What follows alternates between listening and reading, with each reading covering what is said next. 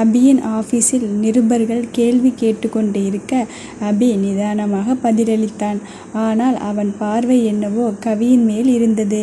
அவன் பார்வையில் சந்தேகம் அடைந்த மேரி, சார், ஒரு பர்சனல் கேள்வி கேட்கலாமா? அபி, கேளுங்க. மேரி, உங்களுக்கு கல்யாணம் ஆகிடுச்சா? அபி தனக்குத்தானே சிரித்து கொண்டு, நீங்கள் என்ன நினைக்கிறீங்க?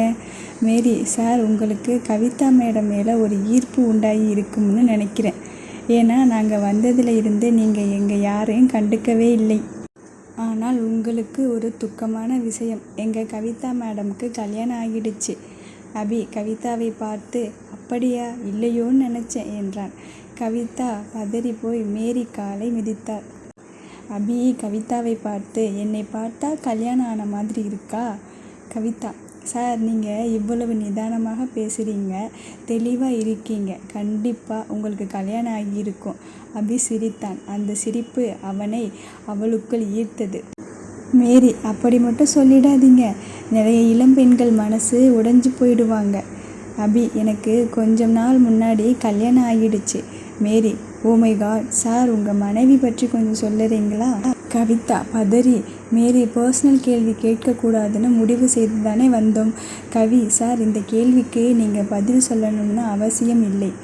வேறு சில கேள்விகள் கேட்டதும் பொறுமையாக பதில் சொன்ன அபி கடைசியில் ஃபோட்டோ எடுக்கவும் அனுமதித்தான். பிறகு அபி, வாங்க எல்லாரும் சாப்பிடலாம் என்று அழைத்து சாப்பிட வைத்தான். மேரி, கவி மேடம், சாப்பாடு எல்லாம் 5 ஸ்டார் ஹோட்டலில் இருந்து வாங்கியிருக்காங்க, ரொம்ப காஸ்ட்லி, நாம் தனியாக போய் செலவு செய்து சாப்பிட முடியாது, அதனால் நல்லா சாப்பிடுங்க மேடம் என்று கவிதா காதில் கிசுகிசுத்தாள். கவிதாவோ தன்னுடைய கணவனின் உயரம் நினைத்து தான் இதுக்கெல்லாம் தகுதியானவளா என்று தன்னைத்தானே கேட்டுக்கொண்டாள். பெரிய முதலாளி, பல கோடிகளுக்கு சொந்தக்காரன், பெண்கள் அவனுடைய அழகை பார்த்து வரிசையில் நிற்பார்கள். நான் போய் எப்படி லூசுத்தனமாக கணவராக நடிக்க முடியுமான்னு கேட்டேன். இப்போ இது நடிப்பா இல்லை உண்மையா? கவிதாவிற்கு ஏனோ உணவு இறங்கவில்லை. அனைவரும் கிளம்பும்போது அபி ஒரு நிமிடம் என்று சொல்லி விவேக்கை வரவைத்து அனைவருக்கும் ஒரு சிறிய நினைவு பரிசை கொடுத்தான். எல்லோரும் கை குலுக்கி பரிசை பெற்றுக்கொள்ள கவிதாவின் முறை வந்ததும் அபி அவள் கையை விட விரும்பாமல் வருடி கொண்டிருக்க மேரி கவிதாவை இடிக்க கவிதா அபியின் பிடியை உதறினாள். வெளியே வந்ததும் அவரவர் பரிசு பெட்டியில் என்ன இருக்கு என்று ஆவலுடன் பார்க்க கவிதாவும் தன்னுடைய பரிசு பெட்டியை பார்த்தாள். உள்ளே இருந்ததை பார்த்து அதிர்ந்து சிலையானாள்.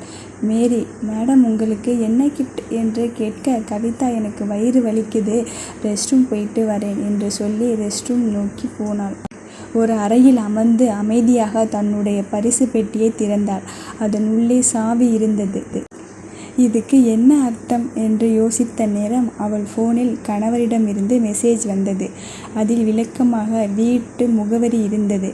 அப்போ என்னை வீட்டுக்கு வர சொல்கிறாரா? கொஞ்ச நேரத்தில் மறுபடியும் மெசேஜ் வந்தது. நான் 7 மணிக்கு வந்து விடுவேன். இதை படித்ததும் மனசு எப்படி படபடத்தது என்று உணர்ந்து விளக்க முடியவில்லை. பல முறை முகம் கழுவிவிட்டு அவளுக்காக காத்திருந்தவர்களுடன் அவளுடைய ஆபீஸ் சென்றாள். ஆபீஸ் முழுவதும் அன்றைய பேட்டி பற்றியும் அபியின் அழகையும் சிரிப்பையும் குரலையும் பற்றியுமே பேச்சாக இருந்தது. மேரி ஃபோட்டோ எடுத்ததை காண்பித்து கொண்டிருந்தாள். அங்கிருந்த இளம் பெண்கள் அனைவரும் தன் கணவர் இப்படித்தான் இருக்க வேண்டும் என்று பேசிக்கொண்டிருந்தனர்.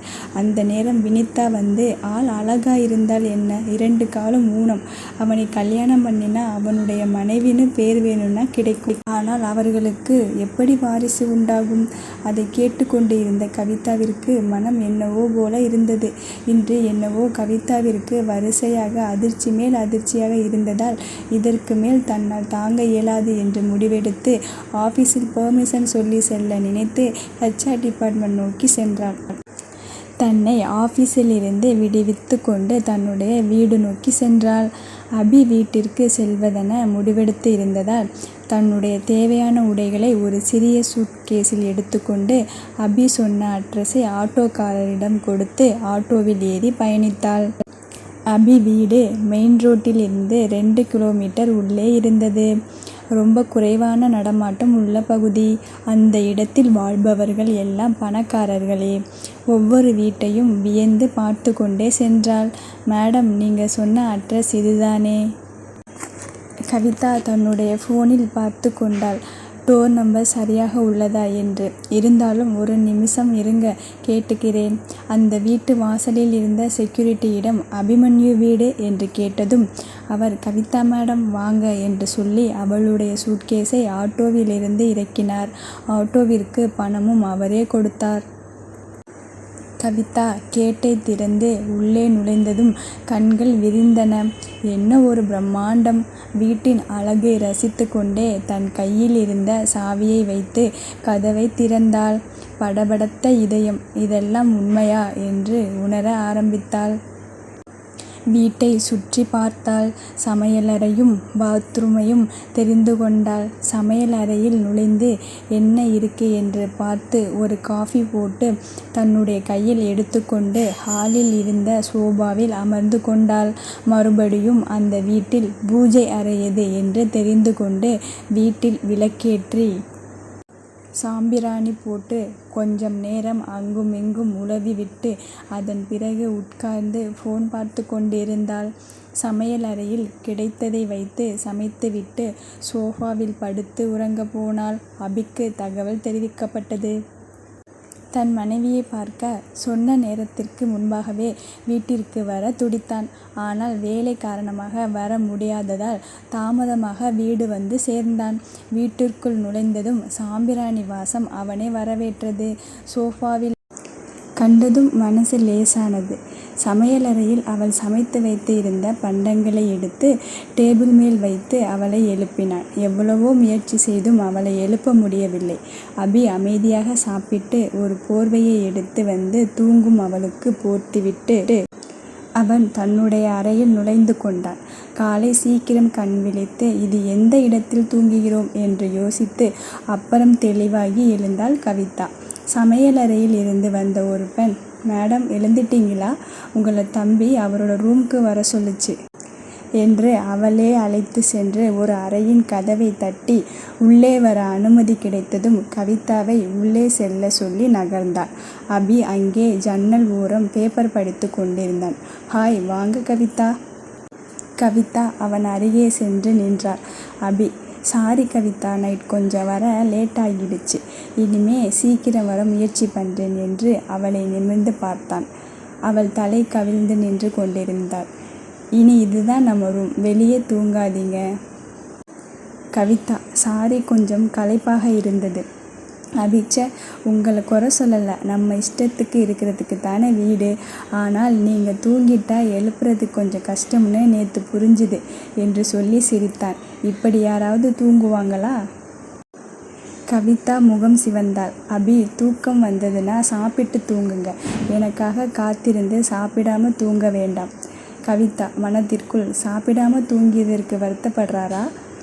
அபி, உங்கள் திங்ஸ் எல்லாத்தையும் இங்கே இருக்கிற கபோர்டில் உள்ள வச்சுக்கோங்க. அவள் தலையாட்டினாள்.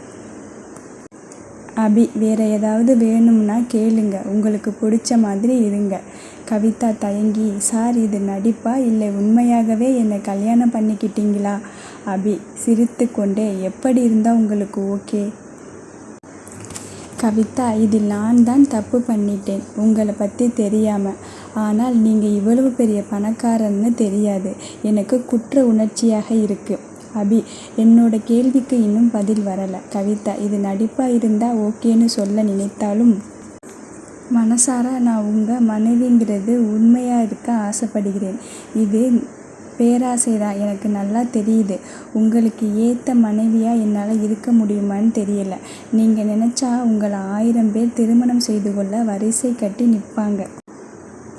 அபி அவளை இடைமறித்து பக்கத்தில் இருந்த திருமண சான்றிதழை அவளிடம் காண்பித்து, என்னை பொறுத்தவரை உண்மையாக உங்களுக்கு தாலி கட்டிட்டேன்.